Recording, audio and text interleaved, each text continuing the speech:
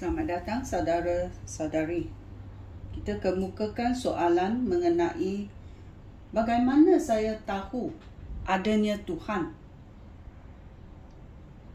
Jawapannya ada dalam 3 cara, ya. Yang pertama, kita boleh membaca Alkitab supaya kita tahu mengenai Tuhan. Dalam Yohanes bab 5 ayat 39. Kamu menyelidiki Alkitab kerana menyangka bahawa dengan cara itu kamu akan beroleh hidup sejati dan kekal. Sebenarnya Alkitab memberikan kesaksian tentang aku. Ya?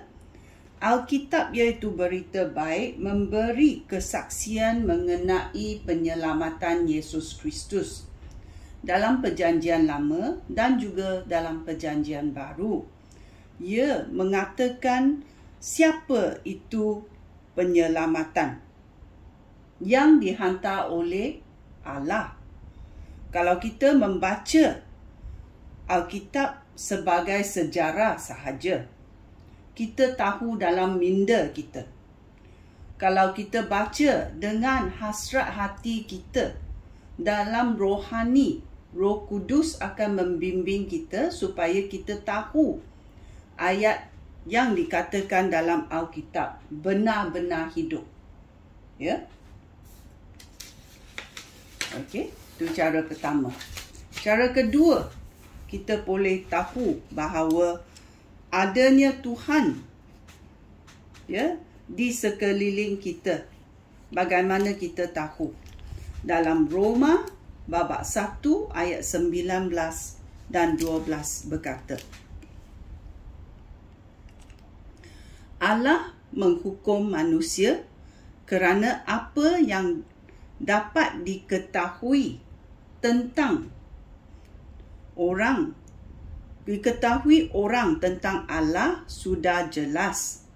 Oleh sebab Allah sendiri sudah menyatakan, sejak Allah menciptakan dunia, sifat-sifat Allah yang tidak kelihatan, baik kuasanya yang kekal maupun keadaannya sebagai Allah, dapat difahami oleh manusia melalui segala yang sudah diciptakannya. Bila kita melihat alam semesta, kita melihat dunia kita dengan binatang, pokok, semua ini adalah ciptaan Tuhan. Ya? Semua ini adalah ciptaan Tuhan. Kalau kita tak ada Alkitab, ya, kita pun faham adanya Tuhan yang mencipta segalanya. Bila, ya, matahari terbit atau matahari terbenam, kita melihat langit cantik, ya, kita melihat langit cantik. Siapa yang menciptakannya? Ya, so kita mesti faham, ya, dari syurga Allah menunjukkan kemukaannya terhadap segala dosa dan kejahatan manusia. Kerana kejahatan menghalangi manusia untuk mengetahui ajaran benar tentang Allah. Ya? Allah menghukum manusia kerana apa yang dapat diketahui orang tentang Allah sudah jelas. Oleh sebab Allah sendiri sudah menyatakannya. Sejak Allah menciptakan dunia, sifat-sifat Allah yang tidak kelihatan, baik kuasanya yang kekal maupun keadaannya sebagai Allah, dapat difahami oleh manusia melalui segala yang diciptakannya. Ya? So kita tidak boleh menafikan, ya? Hanya kita boleh menafikan kerana kita mau bohong diri kita sendiri. Ya? Kita mau bohong diri kita sendiri. Ya. So nombor 3, ya. Dalam Mazmur babak 8 ayat 4 dan 5.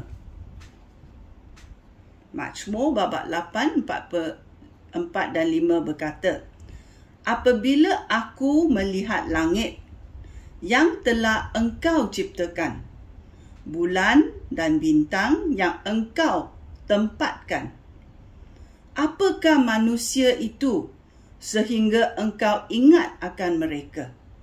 Mereka insan belaka, namun Engkau mempeliharakan mereka.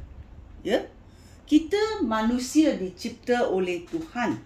Ya, kita manusia yang cipta oleh Tuhan, tetapi Tuhan sangat sayang kepada kita, ya, sehingga dia ingat kepada kita.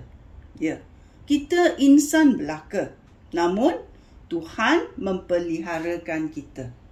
Ya, banyak ya yang mengatakan tak adanya Tuhan. Ya, kita adalah datang daripada monyet, ya, iaitu kita datang dari binatang. Ya, adakah binatang tahu menyembah Tuhan? Kita tahu orang manusia mahu menyembah sesuatu yang lebih tinggi daripadanya.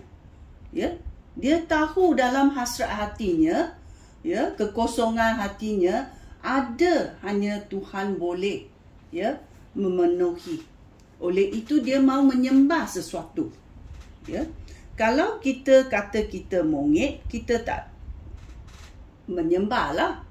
Tetapi kalau kita dicipta oleh Tuhan, kita ada kesedaran adanya Tuhan. Ya, kerana binatang tidak tahu menyembah. Ya, binatang tidak tahu menyembah kerana mereka tidak ada roh yang dihembus kepada manusia.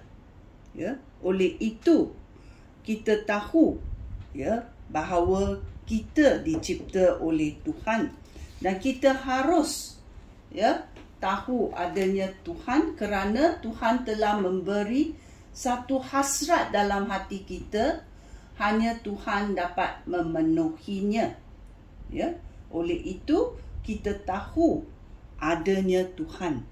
Ya, apa kata kamu dalam hidup kamu? Ya, dalam apa yang kamu lihat, dalam apa yang kamu alami, adakah Tuhan bersama-sama kamu? Sekian, terima kasih. Shalom.